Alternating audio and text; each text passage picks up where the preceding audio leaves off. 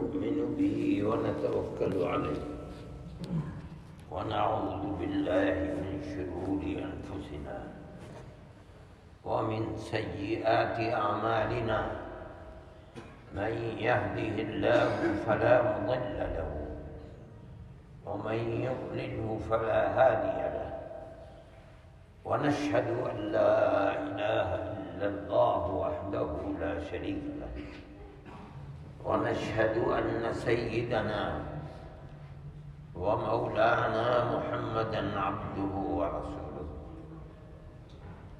أما بعد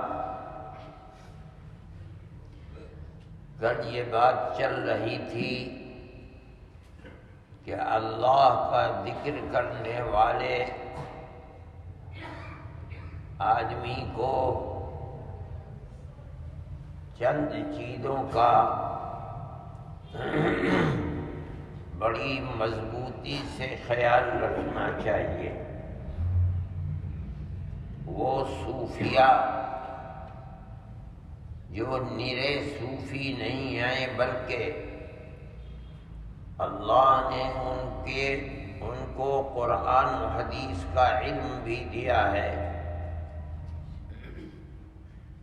اور اس کے ساتھ ساتھ وہ تصوف یعنی حدیث کی قرآن کی اصطلاح میں جس کو احسان کہا جاتا ہے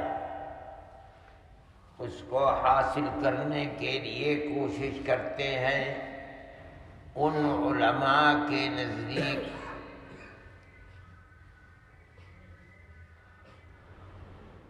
سب سے بنیادی چیز یہ ہے کہ جو آدمی یہ چاہتا ہے کہ وہ اللہ کا محبوب بن جائے اور اس کے دل میں اللہ کی محبت اس طرح پیوست ہو جائے کہ ہر وقت اللہ کی ذات کا دھیان اس کو رہے اور ہر قدم بڑھانے میں اس چیز پر غور کر کے بڑھائے کہ یہ اللہ کے نزدیک جائز ہے یا ناجائز ہے۔ سب سے پہلے اسے اللہ کی کتاب کو اپنا امام بنانا پڑے گا۔ اللہ کی کتاب جس چیز کا حکم دے اس کو اپنی زندگی میں اتارنا اور جس چیز سے منع کرے اپنی زندگی کو اس سے پاک رکھنا، یہ سب سے پہلی اور بنیادی چیز ہے۔ دوسری چیز اتباع سنت ہے۔ یہ دیکھو ہر چیز میں کہ اللہ کے نبی حضرت محمد صلی اللہ علیہ وسلم کس طرح کیا کرتے تھے، کیونکہ وہ اللہ کے نبی ہیں۔ ہمارا ایمان ہے کہ جو کچھ انہوں نے کیا ہے وہ اللہ کا پسندیدہ عمل ہے۔ مومن کو بھی ہر کام وہی کرنا چاہیے جو اللہ کا پسندیدہ ہے۔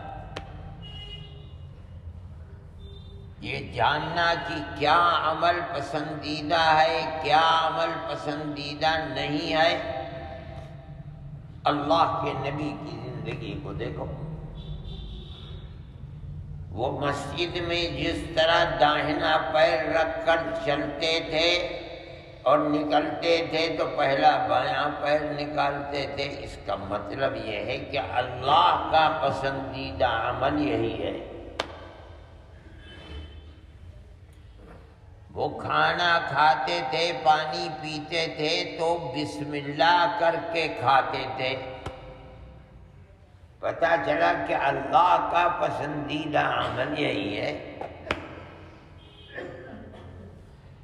وہ چلتے تھے تو نگاہیں نیچی کر کے چلا کرتے تھے، پتہ چلا کہ پسندیدہ عمل جو کام اللہ کا نبی کرتا رہا اور دنیا سے کرتے کرتے پردے کے پیچھے چلا گیا، اس کا ہر کام اللہ کا پسندیدہ ہے۔ یہ دو بنیادیں ہیں، اللہ کی کتاب کو اپنا مقتدا اور امام بنانا، جناب رسول اللہ صلی اللہ علیہ وسلم کے طور طریقے کی اتباع کرنا، جس کو سنت کہتی ہے۔ کل اس کا ذکر ہوا تھا، بہت بڑے صوفی ہیں سہیل تستری، انہوں نے یہ باتیں لکھی ہیں۔ تیسری چیز بڑی بنیادی، اصل تو دو ہیں، کتاب اللہ سنت رسول اللہ۔ یہ تخصیص بعد التعمیم ہے، فرماتے ہیں کہ اکل حلال، حلال کھانا حرام نہ کھانا،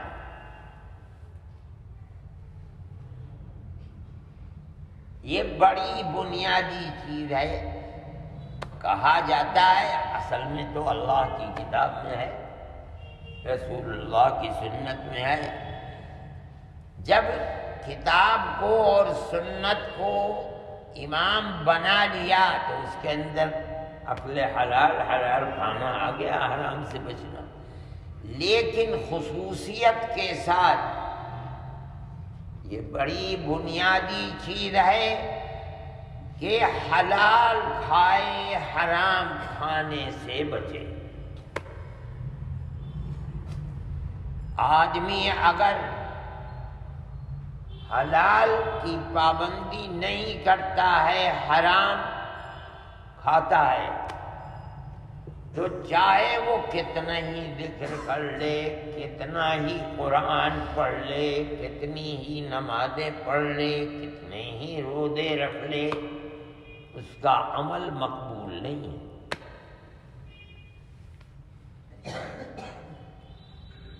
اس لیے عقل حلال یہ بڑی بنیادی چیز ہے۔ اگر جو کھا رہا ہے اس کے اندر شبہہ بھی ہے حرام کا، تو اس شبہے سے بھی اپنے آپ کو بچانا چاہیے۔ وہ کیا؟ جو کماتا ہے اس میں سے ایک حصہ صدقہ کر، اگر اس کے اندر ذرہ برابر بھی اے اللہ میرے نہ جانتے ہوئے اس میں کوئی چیز غلط ہے تو یہ صدقے سے اس کو پاک کر دے، نکال دے۔ جانتے ہوئے کہ وہ کھا رہا ہے، یہ تو بہت ہی بری چیز ہے۔ اس کا نتیجہ کیا ہے؟ جو عبادت کرے گا، جو ذکر کرے گا، وہ مقبول نہیں ہوگا۔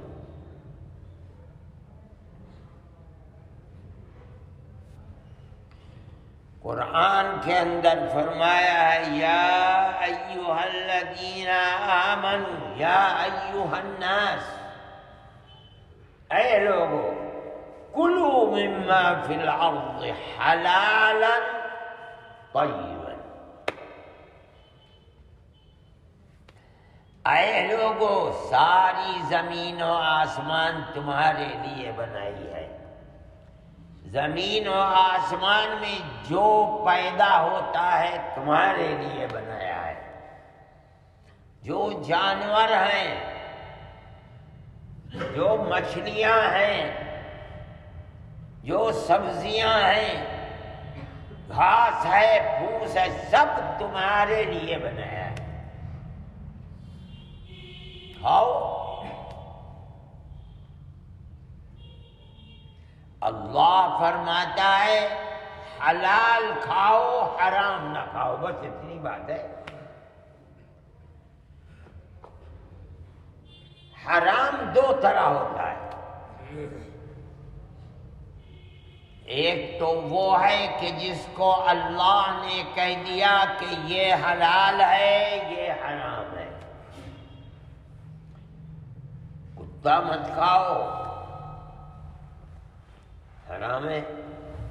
سور مت کھاؤ، حرام ہے۔ ایک وہ ہے کہ ہے اصل میں حلال، حرام کر کے مت کھاؤ، وہ بھی حرام ہے۔ مرغی حلال ہے، چوری کر کے کھا رہا ہے، حلال کو حرام بنا لیا۔ اللہ فرماتا ہے اے لوگوں کھاؤ، حلال کھاؤ، کسی بھی طرح کا حرام مت کھاؤ۔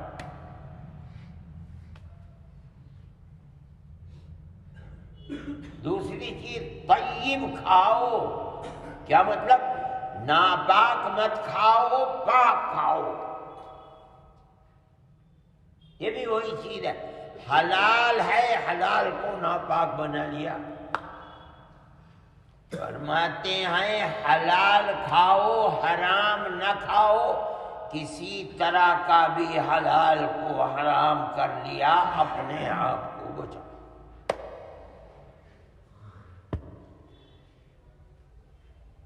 اگر حرام کھائے گا آدمی، ذکر تو دور کی بات ہے، دعا بھی نامقبول ہو۔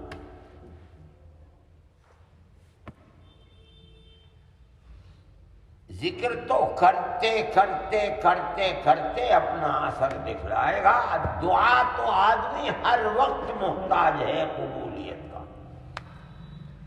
بیمار ہے تب کہتا ہے اے اللہ صحت دے دے، کماتا ہے، کاروبار کرتا ہے، اے اللہ نفع دے دے،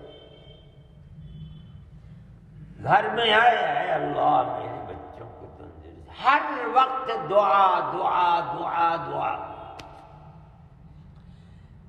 لیکن عقل حلال ضروری ہے دعا کی قبولیت کا استحقاق پیدا کرنے کے لیے۔ کھانا حرام ہے، پینا حرام ہے، پہننا حرام ہے، دعا کہاں سے مقبول ہو جائے؟ جس زبان سے مانگ رہا ہے یہ زبان میں شکتی اور طاقت حرام کا کرنا، جس ہاتھ کو اٹھا کر بھیک مانگ رہا ہے اس ہاتھ میں طاقت حرام کھا کر بنی ہے، کہاں سے دعا کرنا؟ اللہ کے نبی نے فرمایا اللہ اللہ اللہ کہہ کر کے مانگ رہا ہے اللہ سے، ارے مطعمہ حرام وملبسہ حرام ومشربہ حرام، ہر چیز حرام حرام حرام، انا یستجاب دعاء، او کما قال علیہ الصلوۃ، اس کی دعا کہاں سے قبول ہو جائے گی؟ عقل حلال بڑی بنیادی چیز ہے۔ نبی کریم علیہ الصلوۃ والسلام نے پیٹ بھرنا حرام سے، یہ تو دوسری، ایک لقمہ اگر حرام کا پیٹ میں ڈال دیا، اللہ کا نبی فرماتا ہے 40 دن تک نماز قبول نہیں ہوگی۔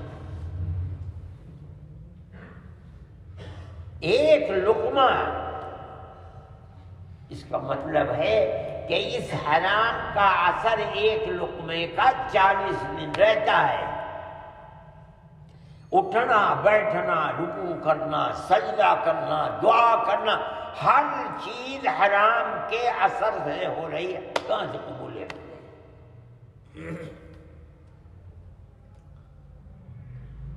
سوچ کر کے سمجھ کر کے کاروبار کرنے میں اس چیز کو بنیاد بنانا ضروری ہے۔ نماز پڑھنے والے کے لیے، روزہ رکھنے والے کے لیے، ذکر کرنے والے کے لیے، دعا کرنے والے کے لیے کہ حلال ہو حرام نہ ہو۔ اگر شبہہ بھی ہے حرام کا، اپنے آپ کو بچا، نہیں بچائے گا تو نماز پڑھے گا مقبول نہیں ہوگی، روزہ رکھے گا مقبول نہیں ہوگا، دعا مانگے گا قبول نہیں ہوگی۔ ایک واقعہ آتا ہے، حضرت عبداللہ بن عباس رضی اللہ تعالی عنہ فرماتے ہیں کہ اللہ کے نبی کے سامنے یہ آیت پڑھی گئی، اے لوگو یا ایھا الناس، زمین سے کھاؤ تمہارے لیے ہے لیکن حلال اور طیب۔ مجمع تھا آپ کے سامنے صحابہ کا، ایک صحابی ہیں حضرت سعد ابن ابی وقاص رضی اللہ تعالی عنہ، وہ کھڑے ہوئے کہا یا رسول اللہ ادعو اللہ لی ان یجعلنی مستجاب الدعوہ، میرے لیے دعا کر دیجیے۔ کیا دعا؟ کہ اللہ مجھے مقبول دعا والا بنا دے، میں جو دعا مانگوں میری وہ دعا مقبول ہو جائے کرے۔ یہ دعا کر دیجئے میرے لیے۔ اللہ کے نبی نے اس وقت ان کے لیے دعا نہیں فرمائی، اگر دعا کر دیتے تو اس کا فائدہ سعد کو پہنچتا، دنیا کو کیا پہنچتا، امت کو کیا پہنچتا۔ اللہ کے نبی نے دعا فرما دی، حضرت سعد مستجاب الدعوات ہو گئے، امت کو کیا فائدہ پہنچا۔ دعا ان کے لیے نہیں کی بلکہ مستجاب الدعوات بننے کا طریقہ بتایا۔ کیا مطلب؟ سعد تم مستجاب الدعوات بننا چاہتے ہو، میں تمہیں طریقہ بتاتا ہوں، اس کو اپنا لو۔ تم ہی نہیں، میری امت کا کوئی آدمی دنیا میں کہیں بستا ہو، آج یا 1400 سال کے بعد اگر مستجاب الدعوات بننا چاہتا ہے، جو طریقہ میں تمہیں بتاتا ہوں اس طریقے کو اپنا لے، مستجاب الدعوات بن جائے گا۔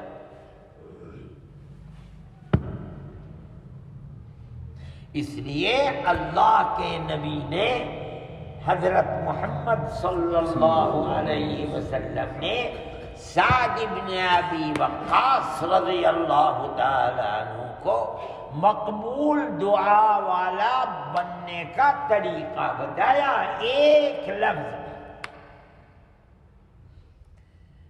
یہ کر لے، جو مانگے گا اللہ کے یہاں سے تجھے مل جائے گا، اپنے لیے چاہے کسی دوسرے کے لیے۔ وہ کیا ہے؟ فرمایا یا سعد اطب مطعمک تکن مستجاب الدعوہ، اپنے کھانے کو حلال بنا لے، کمانے کو، کھانا پینا پہننا اسے حلال بنا لے، مستجاب الدعوات بن جائے گا۔ رات اور دن میں، سفر حضر میں، جہاں ہاتھ اٹھا کر اللہ سے مانگے گا قبولیت تیری طرف آئے گی۔ کیوں؟ تیرے پیٹ میں جو جاتا ہے حلال جاتا ہے، تیرے ہاتھوں میں طاقت، جنہیں اٹھا کر بھیک مانگ رہا ہے، ان میں طاقت حلال سے بنی ہے۔ جس زبان سے مانگ رہا ہے، اس زبان میں طاقت حلال سے بنی ہے۔ تیرا مانگنا اللہ کے یہاں سے واپس نہیں ہو سکتا۔ اتنی قدر ہے اللہ کی نظر میں اکل حلال کی۔ اس لیے انسان کے لیے یہ ضروری ہے، جو اللہ کی قربت حاصل کرنا چاہتا ہے، اللہ کی جہنم سے ڈرتا ہے، جو اللہ کی قربت اور اس کی جنت کا طالب ہے، جو قبر کی منزل کو آسان بنوانا چاہتا ہے، جو میدان محشر میں جب چہرے کچھ کالے ہوں گے، سیاہ ہوں گے، کچھ منور اور سفید ہوں گے۔ جو اپنے چہرے کو منور بنانا چاہتا ہے، کیا ضروری ہے؟ اکل حلال۔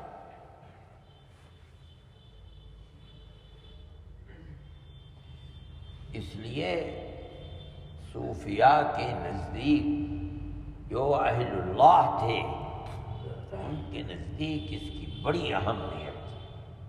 کماؤ، کاروبار کرو، جس طرح چاہے، جتنا چاہے کماؤ، کوئی کمی کی بات نہیں۔ لیکن ایک ایک دانے پر، قدم قدم پر بات زبان سے نکالتے ہوئے دیکھو کہ کیا کہہ رہے ہو اور گاہک سے بات کیا کر رہے ہو۔ حلوہ بنایا، کہا اصلی گھی کا حلوہ ہے، لوگ ٹوٹ پڑے، حالانکہ اصلی گھی نہیں ہے، حلال نہیں ہے کمائی۔ خود فیصلہ کرے کہ کہاں سچائی ہے، کہاں دھوکہ دے رہا ہے۔ اللہ کے نبی بازار گئے، ڈھیر پڑا ہوا تھا، جو کا، جوار کا، باجرے کا، خدا جانے گیہوں کا، کس چیز کا ڈھیر تھا۔ آپ نے اس ڈھیر میں ہاتھ ڈالا، نیچے کا اوپر، تو دیکھا کہ نیچے کا دانا بھیگا ہوا ہے اور اوپر کا خشک ہے۔ آپ نے پوچھا یہ کیا ہے؟ کہا یا رسول اللہ، بارش برس گئی تھی، میں نے اوپر کا نیچے کر دیا، نیچے کا اوپر کر دیا۔ کیا ہوا؟ لینے والے کو دھوکہ دے رہا ہے۔ سودا ہو گیا، اب جب وہ اٹھانے کے لیے آئے، دیکھا یہ تو تر ہے، بھائی میرا سودا تو ہو چکا تم سے۔ فرمایا دھوکہ دیتا ہے، من غش فلیس منا، جو کاروبار کرتا ہے اور دھوکہ دیتا ہے خریدار کو، ہم میں سے نہیں ہے۔ کیا مطلب؟ مومن نہیں ہے، میرے اوپر ایمان رکھنے والا نہیں ہے، میری نبوت کو ماننے والا نہیں ہے۔ کتنی سخت بات ہے، ہمارے طریقے کے اوپر نہیں ہے۔ ہم جس طریقے کو لے کر دنیا میں آئے ہیں، جو اللہ نے ہمیں دیا ہے، ہم اللہ کے بندوں تک پہنچا رہے ہیں، وہ طریقہ یہ نہیں ہے کہ دھوکہ دے کر کے کمائیں، اور اگر کماتا ہے ہم میں سے نہیں ہے۔ اللہ اکبر۔ مسلمان کے پاس کون سا در ہے جہاں چلا جائے گا اگر اللہ کے نبی کا در نکل گیا؟ میرے بھائی یہ بڑی اہم چیز ہے۔ آج کل دنیا کے اندر عقل حلال تو عنقا ہو گیا ہے، ملتا نہیں ہے۔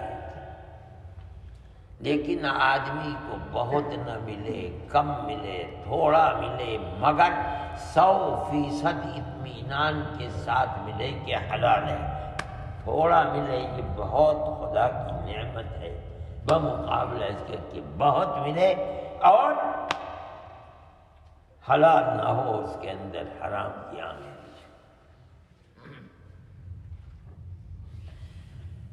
میرے بھائی اس کے اوپر خصوصیت سے توجہ کرنی، ہر جگہ ہے۔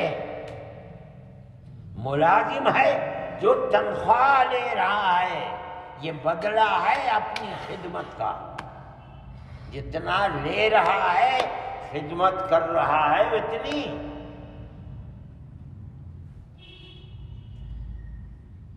جو پیدا کر رہا ہے گیہوں، چاول، جو، جوار، جو دے رہا ہے صحیح ہے، ملاوٹ تو نہیں ہے۔ باسمتی بیچ رہا ہے، نام باسمتی کا ہے، چاول دوسرا ہے، یا اس کی ملاوٹ ہے۔ یہ تمام چیزیں حلال کو حرام بنانے والی ہیں۔ چاہے 100%، چاہے 10%، چاہے 5%۔ اسلام جس کا نام ہے، جس دین کو حضرت محمد صلی اللہ علیہ وسلم دنیا میں لے کر آئے ہیں، اس کے اندر اس کی گنجائش نہیں۔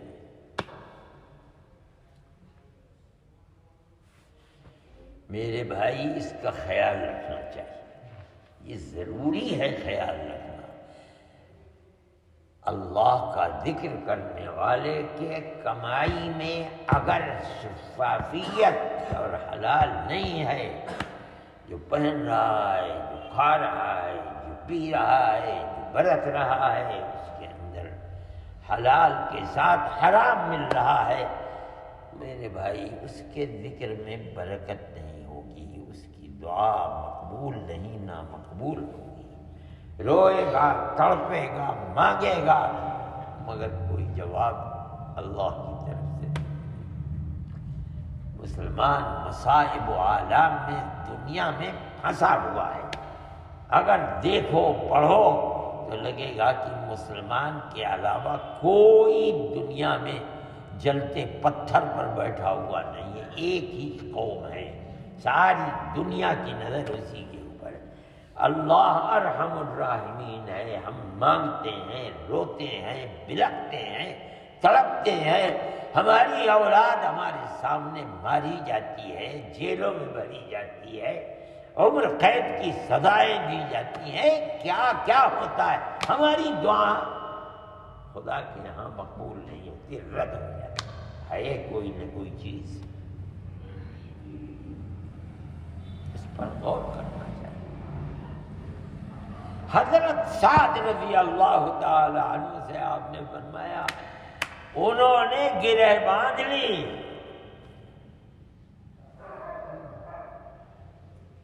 مجھے مستجاب الدعوات بننا ہے، میں حرام کا شبہ بھی ہوگا نہیں ہوں گا۔ پھر دوسرے موقع پر آتا ہے کہ اللہ نے ان کے لیے دعا بھی فرمائی، قبولیت کی، یا اللہ ان کو مستجاب الدعوات بنا، مگر حرام نہیں کھاتے تھے، شبہ بھی ہے تو بچا لیا آپ نے۔ مشہور تھا صحابہ کے اندر، ان کی صفت یہی ہے، ساتھ کون ساتھ؟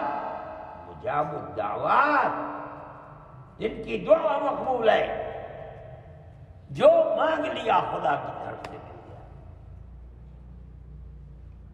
حضرت عمر رضی اللہ عنہ جیسے جلال کا آدمی کہ اللہ کا نبی فرماتا ہے جس راستے سے عمر جاتے ہیں اگر شیطان دیکھ لیتا ہے تو راستہ بدل دیتا ہے۔ ان سے حضرت سعد کی کہیں سنی ہو گئی، غصہ آ گیا، فرمایا عمر تمہارے لیے بد دعا کروں گا میں۔ حضرت عمر وہی زمین پر بیٹھ گئے رضی اللہ عنہ، کہا سعد جو چاہے بدلہ لے لو، زبان مت کھولنا۔ جانتے تھے کہ اللہ کے نبی نے انہیں نسخہ بتا رکھا ہے، اس پر عمل ہے ان کا، اگر زبان سے کوئی بات نکل گئی تو اللہ کے یہاں سے رد نہیں ہوگی۔ میرے بھائی دنیا میں جو زندہ ہے اس کے پاس وقت ہے ابھی، موت تک جتنے بار جب بھی موت آئے، لیکن یہ ضروری ہے اگر وہ اللہ کی رحمت کا طالب ہے کہ کاروبار کو 100 کے 100% حلال کرے، اور جو کما رہا ہے زکوٰۃ تو الگ کی رہے، اپنی اصل کمائی میں سے بھی صدقہ کرے۔ ہو سکتا ہے بھائی اس میں پیسہ 2 پیسہ ملاوٹ کا آ گیا ہو، لو بھائی یہ میں ویسے تھا کہ جو میرے پاس ہے وہ حلال ہے۔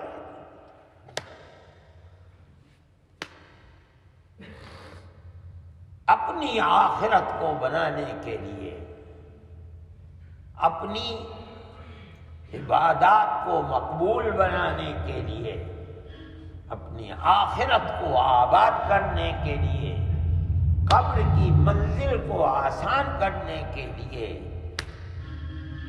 حلال کی کمائی اور حلال کھانا، حلال پینا، حلال پہننا بہت ضروری ہے۔ اگر خدا نخواستہ اس کے اندر کمی ہے تو اللہ کی عبادت، دعا اور ذکر کے اندر قبولیت عند اللہ حاصل نہیں ہوگی۔ اللہ ہم سب کو رزق حلال، حرام سے ہماری حفاظت، خشیت خداوندی ہمارے اندر پیدا کرے، فکر آخرت پیدا کرے، اور مکمل حلال کمائی کا ہمیں دل دادا اور شیدائی بنا دے، حرام سے ہماری حفاظت کرے۔ وآخر دعوانا Thanks for watching. Don't forget to like, comment, share and subscribe to Al Wahid channel.